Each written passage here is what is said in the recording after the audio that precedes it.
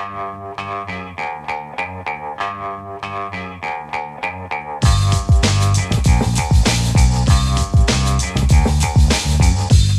the Brian Lehrer Show on WNYC. Good morning, everyone. We'll begin today with Mayor Mamdani's top housing officials on their newly announced rental reform agenda. This goes way beyond the simple rent freeze for rent-stabilized tenants that's been in the news, of course, that the Rent Guidelines Board approved last month. It's a list of specific proposals that grew out of the rental ripoff hearings, remember those, that the mayor held earlier this year. At a news conference last week, the mayor announced that they'll take action in 4 main categories, beginning with this. First, we will improve housing quality by strengthening our enforcement of common housing code violations and complaints. For the first time ever, inspectors will investigate every single heat complaint the city receives. Also, for the first time ever, if HPD inspectors come at a time when you're not available, you will be able to reschedule a visit at a time that works for you. New Yorkers have been able to schedule food deliveries and the time they pick up their clothes at the dry cleaner for years. They should be able to do the same when it comes to an inspection of their home. All right. Mayor Mamdani on Friday. We'll play the clips of him naming the other 3 reform categories as we go. And we are very happy to have as our guests both leaders of the mayor's rental reform team, Cea Weaver, director of the mayor's office to Protect Tenants, and Leila Bozorg, deputy mayor for housing and planning. Director Weaver, Deputy Mayor Bozorg, thanks for coming on for this. Welcome to WNYC today. Thanks for having us. Thank you. Happy to be here. And listeners, we welcome some of your questions, comments, and maybe a few short rental ripoff stories of your own if they're focused on the solutions that the mayor and his team say they'll pursue. 212-433. WNYC, call or text. Landlords also, very welcome to call. We know some landlords don't like some of these. You can call and say why and see if you and our guests can maybe find some common ground, because they say this is about enforcement against bad landlords, but they want to support the many good ones. 212-433-9692, call or text. And I'll just say at the outset that our guests are available until 10:30 today. So we won't be able to take too many calls in this segment, but let's see what we can do as we also go down the list of proposed reforms and play those 2, 3, and 4 clips from the mayor's event. Ms. Weaver, as director of the mayor's office to Protect Tenants, would you like to give us a very brief overview first of what you think you learned at the rental ripoff hearings, maybe the most common or most surprising ways renters felt they're being ripped off, whether or not they're in rent-stabilized apartments? Yes, absolutely. Thank you so much. So over the rental ripoff hearings, we heard from over 2,400 New Yorkers about the basic fact that they are paying too much in rent and getting very little in return. We heard about persistent housing quality issues, from mold to leaks to consistent lead paint. We heard about fear about using the city's tools to enforce tenants' rights. But we also heard about what works. We heard about tenants coming together to form tenant organizations in their building to take advantage of housing quality improvement programs. We heard about the city's alternative enforcement programs and how they have actually stepped in when negligent landlords fail to take action. And we were really inspired to put out a list of 23 recommendations that we are looking forward to putting into place. And Deputy Mayor Bozorg, anything to add briefly before we tick down the list of these 4 main categories of action? I'll just note that this work is an important part of our broader housing plan, which we released in early June.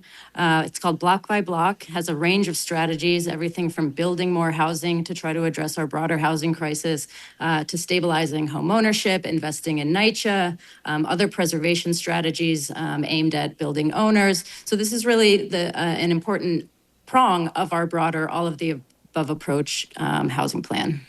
And by the way, I apologize. I think I mispronounced your name in the intro, put the R in the wrong place, but I think I have it right now. So let's jump in on that first category of actions that the mayor cited in that clip, strengthening enforcement of common housing code violations and complaints. I mean, the city has had housing code enforcement for many decades. So, Ms. Weaver, what wasn't working that you felt you needed to announce, what sounds like something very basic, enforcement on heat, mold, pests, and elevators. Great. Yeah. So I think the most important thing to say is that on the whole, housing quality, when you take a sort of multi-decade look, housing quality is improving in the city. And a lot of that is because of the deep investment that New York City has made in the housing preservation and development and our code enforcement system. I think New York City really has among the most sophisticated housing inspection team in the United States. And part of that is because we really are a city of renters, and our housing preservation and development agency is really responsible for overseeing a huge amount of affordable housing stock, including our affordable housing stock. So that being said, there are some persistent, localized, common complaints, and the first part of our report is about taking action on those sort of most common occurring and difficult to enforce against concerns. One of the ones that we heard a lot about was heat complaints. We have typically treated heat complaints as though they are rooted in the boiler, and so if there's a heat complaint in multiple apartments in a building, we're like, okay, that's a problem with the boiler. We're going to investigate one apartment. And then if the heat's back on there, we're going to say the problem has been solved because that's a building-wide system. As we transition to electric heating or in-unit heating, or also just as our housing stock ages, we no longer think that is appropriate. So we are now going to actually investigate every single heat complaint that the city receives, even if all of those complaints are in the same building. Yeah, and the mayor made a specific point of saying every single non-anonymous heat complaint will be investigated rather than as a group from a given building. So, Ms. Weaver, I'll stay with you on that. What's the reason for disaggregating complaints like that? Well, we know now that, first of all, buildings are transitioning to in-unit heating through things like heat pumps as we make our buildings more efficient. Energy efficient. We also know that maybe there is a problem that is not contained to the boiler. And so we want to make sure that if one line has heat and another line in the apartment does not, we are able to sort of respond to everyone's complaints and investigate what may be an issue that is localized to the apartment or to the apartment line and not the building as a whole. All right, back to the mayor and category number 2. Second, we will continue to hold bad landlords accountable. We will take on the worst landlords in the city with our Fix the City campaign, and we will reform our systems for cataloging building registrations and penalties. Right now, everything is still done on paper. That not only slows things down, it makes it harder to hold those who violate the law accountable. Digitizing this process will not only help us crack down on repeat violators, it will also allow us to support the many landlords who operate with integrity. Mayor Mamdani, again from last week's Rental Reform News Conference. Deputy Mayor, there are a few big things in that little clip. Let's start with the Fix the City program. And it seemed like he was singling out the worst landlords. We always see these, in the press sometimes, the 10 worst landlords, and the city does announce lists like that itself. So what's new now in terms of going after landlords you identify as the worst? Yeah, we're really excited about the Fix the City initiative, and I really have to give credit to our HPD Commissioner, Dina Levy, who has spearheaded designing this approach. But this initiative is really about using the range of enforcement tools that we have at our disposal to really target the worst landlords in the city, which are a smaller group of landlords, but that have been persistent bad actors.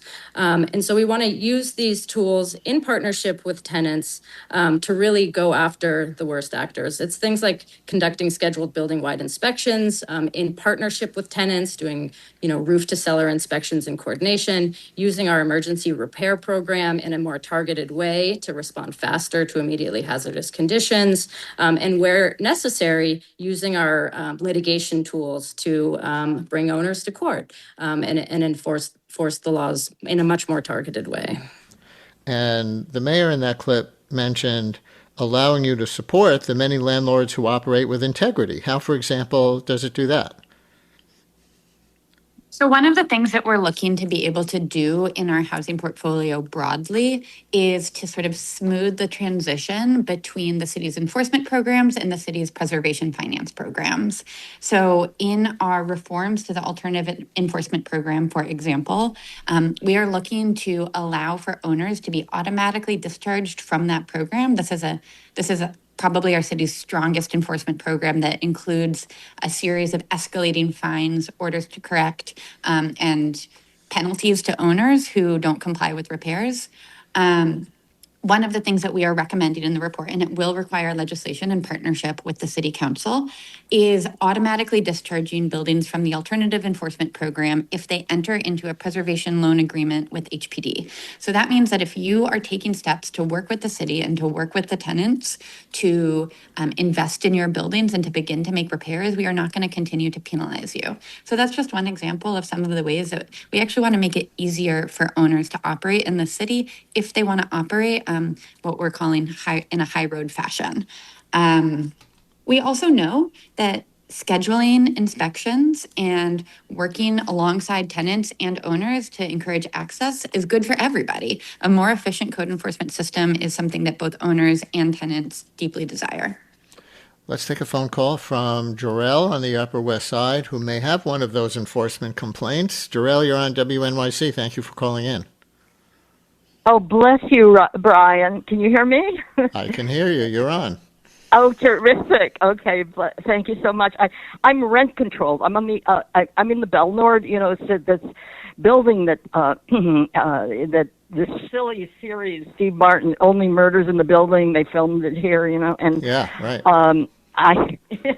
I've been here since 1977 when I was hired by the New York Times, where I worked for 30 years, and I came. Whoops! Did we lose you? We lost her. Maybe it was the murderer. Yeah, maybe it was Steve Martin and Martin Short, who didn't want their sitcom taken in vain. Jarrell, are you there? Let me give you another shot here. It looks from our end like your line is still connected. Did you press mute or something? All right. Well. I'm sorry. So am I here? Are you hearing me? There we have you back. Go ahead. Sorry if that was on. Thank you, Brian. Okay.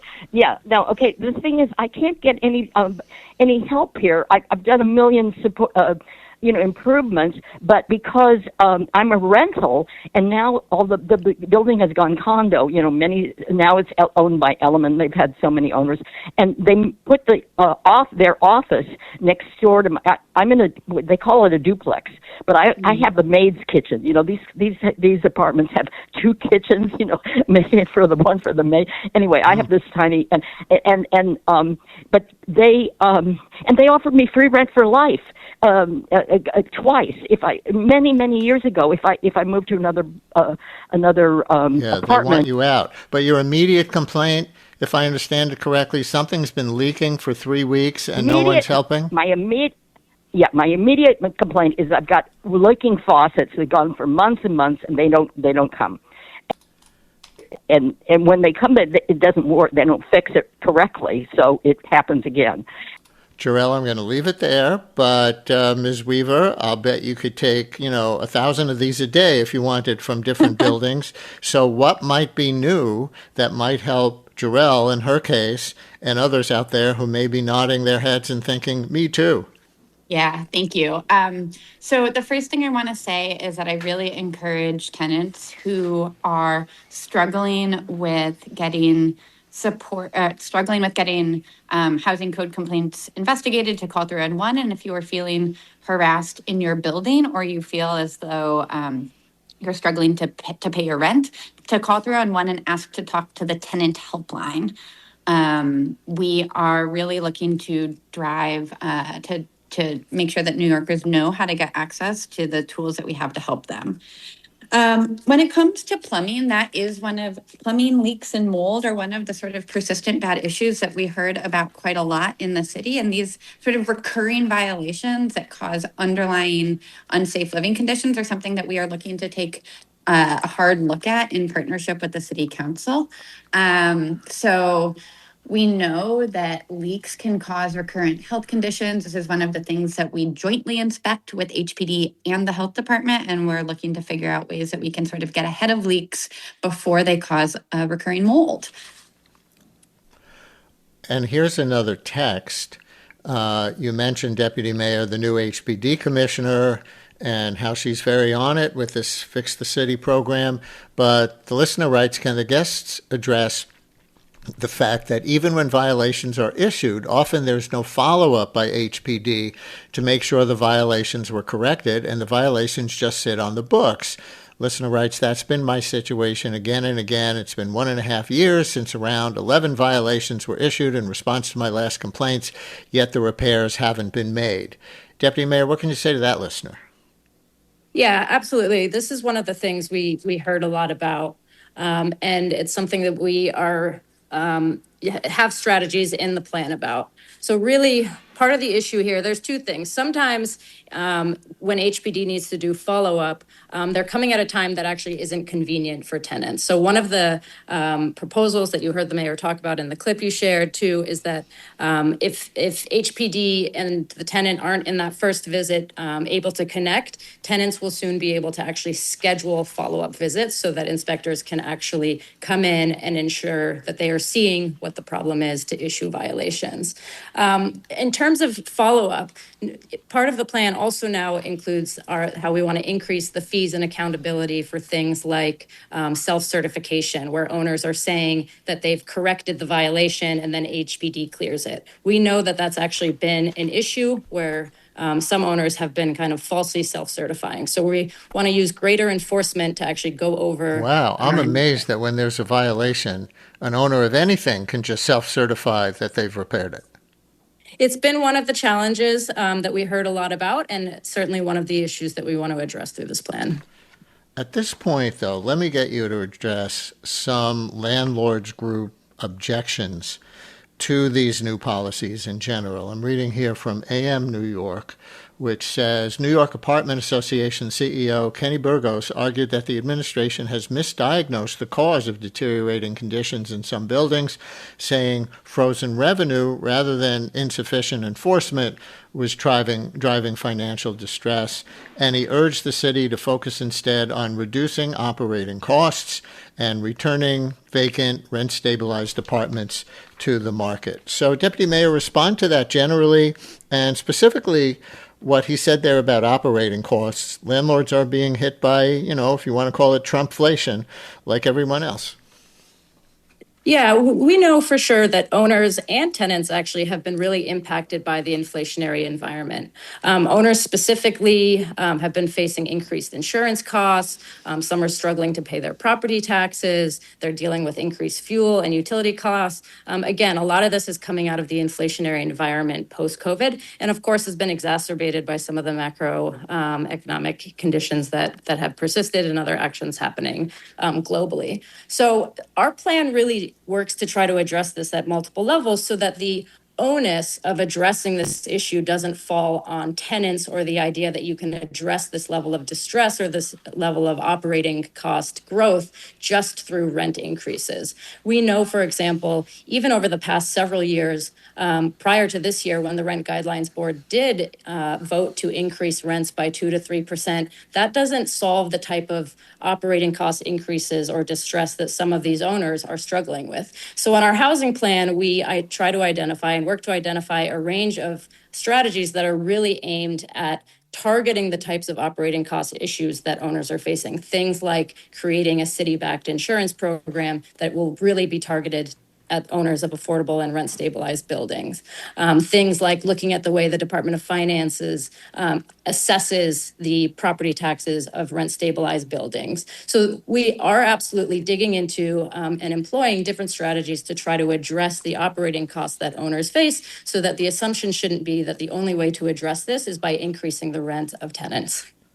And then there's Ann Korchak, president of the group Small Property Owners of New York, before the rent freeze vote, she had an op-ed in the Post last month that I'm going to read a little of. She wrote, "We challenge the mayor and his board to support a bifurcated or split rent adjustment that provides higher allowable rent increases for small rent-stabilized property owners.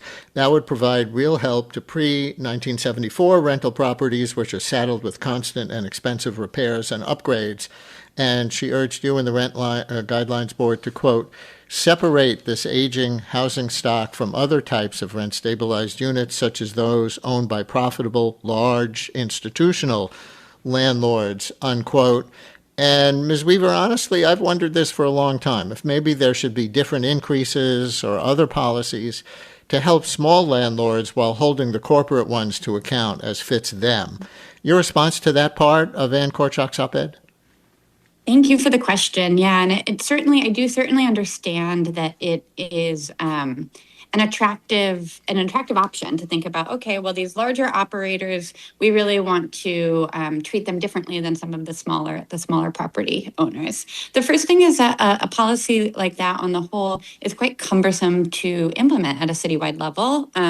So policy can be a little bit more nuanced than just the actions of the Rent Guidelines Board. We have many investments in block by block that attempt to provide support for the smaller property owners who want to work with the city to stabilize building expenses. But the reality also is that just because an owner may own fewer apartments doesn't mean that the tenant who lives in the apartment should be subject to any lesser rights themselves than a larger building operator. So we are trying to both account for the fact that tenants are struggling to afford the rent in our city, are very impacted by the inflationary environment as well. And we need tools that both support the owners who want to do a good job, but also keep our housing stock affordable, no matter what size of building you happen to live in. My guests, if you're just joining us, are Mayor Mamdani's top two housing officials after the release of the administration's rental reform agenda last week, Cea Weaver, director of the mayor's office to Protect Tenants, and Leila Bozorg, deputy mayor for housing and planning. And we have them for about another 10 minutes. We've done 2 of the 4 new policy categories that the mayor announced. Let's keep going. Third, we will empower tenants across New York City. The best protected tenant is an organized tenant. That is why we will legally recognize tenant unions, protecting New Yorkers from harassment or threat of eviction for seeking solidarity with their neighbors. And we will partner with organized tenants across the city to deliver the accountability they deserve from their landlords, and in certain cases, to support the successful transfer of their buildings to more responsible owners. Ms. Weaver, the end of that clip is provocative. In certain cases, to support successful transfer of buildings to more responsible owners. Does the city have the power to order bad landlords to sell their properties?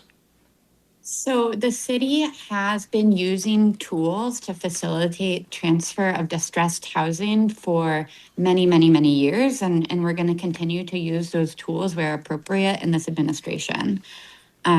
It is often an option of last resort, and after the owner has been given many, many opportunities to become current on other outstanding fines or fees or dress code violations in their building, and it's not a decision that we take lightly, but it is something that we will do where appropriate.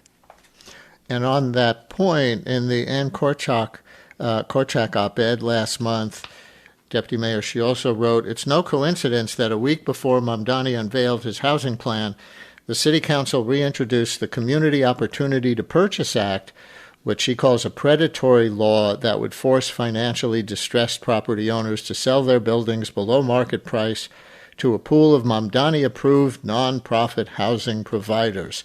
So what do you say to her on that? Look, I think the Community Opportunity to Purchase Act is an important tool introduced by Councilmember Sandy Nurse that really facilitates market transactions. These are, and it would apply to a very limited set of properties that meet a certain type of qualification for being highly distressed or in one of HPD's enforcement programs. So it's really meant to be a tool to help us facilitate a market transaction to a more responsible owner to help steward that housing for the long term. I appreciate the sentiment and the concerns, but we've worked for quite some time now to really limit the applicability of the law to really address some of the most concerning and distressed parts of the portfolio. Let's take a landlord call. Here's George in the Bronx. George, you're on WNYC. Thank you for calling in. Thank you, Mr. Bryan. I'm very, very happy to be online with you and your guests. My concern is this. I am a small landlord in the Bronx, and I do have 2 tenants. One of them is very good, but the other, instead of 6 people that he said he has, there are now, it's about 10 people living in 3 bedrooms. This is the problem that I'm having with them. Every time they call that something is amiss, we go there and fix. In 3 months, they call you, that same thing is already destroyed. Right now, every hose, every door in the house, they put some holes inside. There is no, in that place, there's not supposed to be a pet, but the place that they live is unbelievable that some people will live in that kind of a place. So, And at the George, same if these time, tenants are as you describe, what's your issue? Is it that you want to evict them, but you feel like you can't under the law, or how can the city help you? Yes, under the law, it's very, very difficult to evict these people. And anytime you go there, I don't have enough money to hire so many lawyers, but I try many times. Anytime I go there, the city have to hire a lawyer for these people. And then they come and then they destroy the whole case. So right now, there is so many things going on in the house. Very, very sad that people can live in this place. And at the same time, they have the nerve to report every minute. And then when they report, they seize the money that's supposed to come to the landlord. They report you. Well, Deputy Mayor, can you help George? Yeah, I mean, I would actually love to get George's information following our call so we can learn a little bit more about the specific situation.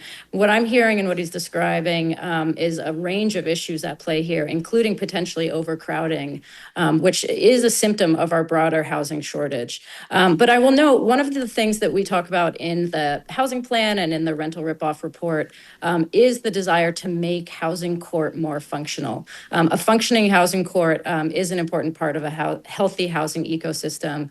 And actually, Mayor Mamdani was one of the first sitting mayors to visit housing court. We went out to Brooklyn a couple months ago. And so we really are going to be working in partnership with the state and the Office of Court Administration to really evaluate all the different ways that we can be supporting reforms within housing court to make it an easier process and just an easier experience for both tenants and landlords. We can take his contact information off the air and share it with you for sure. He cited city-funded lawyers for the tenants while he has to pay for his lawyers out of pocket and can't afford them. Is that a distinction that's real? The Right to Counsel program that protects low-income tenants in housing court is an important program, and we have made investments to it in our first budget. And we really believe that that's an important intervention to sort of level, to make sure that tenants have the support that they need to be represented in court.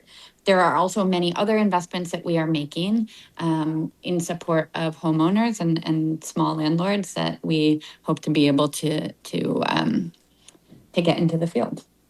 And finally, category number 4 from the mayor's announcement last week.